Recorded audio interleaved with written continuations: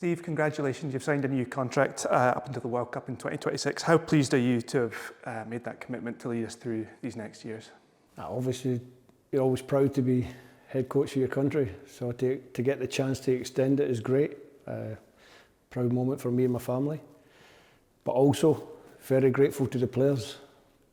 Without the players doing what they do on the pitch, working the way they work, getting the results that we've had over the last nearly almost 4 years now, I don't get that offer. I don't get that, because the players make it happen. Obviously, the coaching staff that I've had with me has changed a lot over those years. So thanks to all the guys for helping me as well. But the most important thing is what's coming up next. I'm not so daft to get carried away with a long-term contract in football, because I know how football works. You have to get results. You have to get results on the pitch, and we have to continue to try to make the nation happy with our national team. You say the most important things, what coming up next? Cyprus tomorrow. Cyprus was also your first game in charge. Does this give you a moment to sort of stop and reflect on the progress you've made in the last 4 years as head coach? Yeah, I think when you look at what we've achieved over the term that I've had so far, I think to qualify for our first major tournament was obviously a big plus for everyone in the country. We were determined to build on that. Unfortunately, we came up short in the playoff games. We had a good World Cup qualifying campaign, finished second in the group, above Sweden. We managed to beat a pot 1 seeded team in Denmark here at Hampden, which is something that we've spoken about. We have to do better against the pot 1 teams. We've now got ourselves seeded as a pot 2. Thanks probably to a good Nations League campaign where we got promotion to the top group.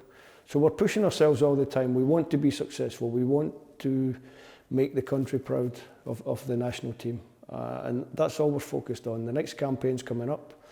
I've said often that we don't, and I know this group of players don't want to be one tournament wonders. They want to go to another major tournament. Euro 2024 is the next campaign, and we're determined to be in Germany. Now, the squad's evolved quite a lot in your time in charge. You said as much in your press conference when you announced the squad for Cyprus and Spain. There's been a lot of consistent faces, but a lot of new ones as well. How do you assess the progress that your squad has made? Well, we look at my first squad, and it seems a long time ago since I picked it. I picked a squad of 27 because it was a summer camp. I picked a squad of 27 because I wanted to have a look at what was around, who was available. There's only 7 of that initial squad that are in this squad. So that tells you we've evolved quite a lot in terms of players. I think we've managed to, like you mentioned, one of the first things I said was we don't have enough international experience in the squad.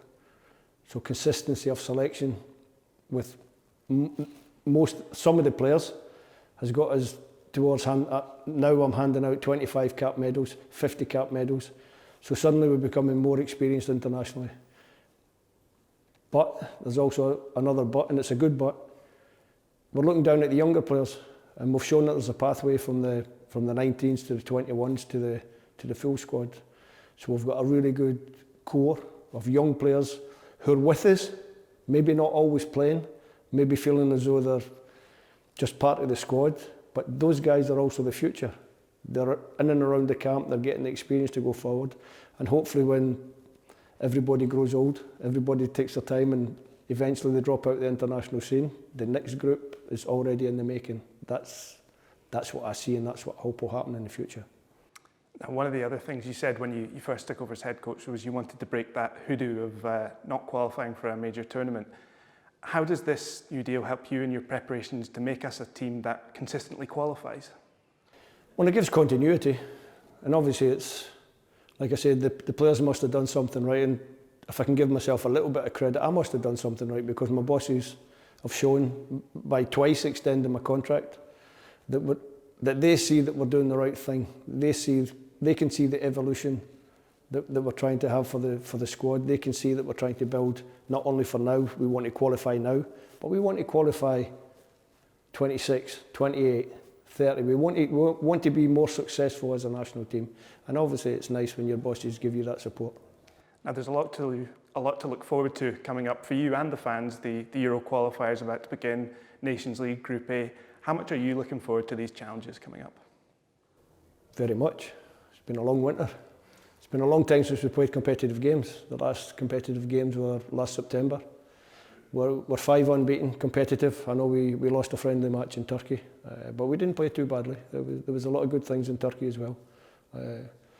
So when you wait that long and you're a guy like me who likes to be in and around the players, it's been good this week because for the first time in a long time we've had a Saturday game as the first game, so that gives you the full week's preparation, so time to get the information across to the players that will be relevant for the 2 games coming up. And yeah, it's nice to get the boots on, get the whistle out and kid on, I'm a coach again. Now, I just want to finish off. The fans believe in this team, and that's reflected by the full houses we're seeing at Hampden. You know, Cyprus and Spain sold out. How proud are you to have been the coach that has led that renewed faith in this team? Yeah, I'm proud to be the coach that's led the players that have re-engaged, that have allowed the fans, the Tartan Army, to re-engage with the Scottish national team.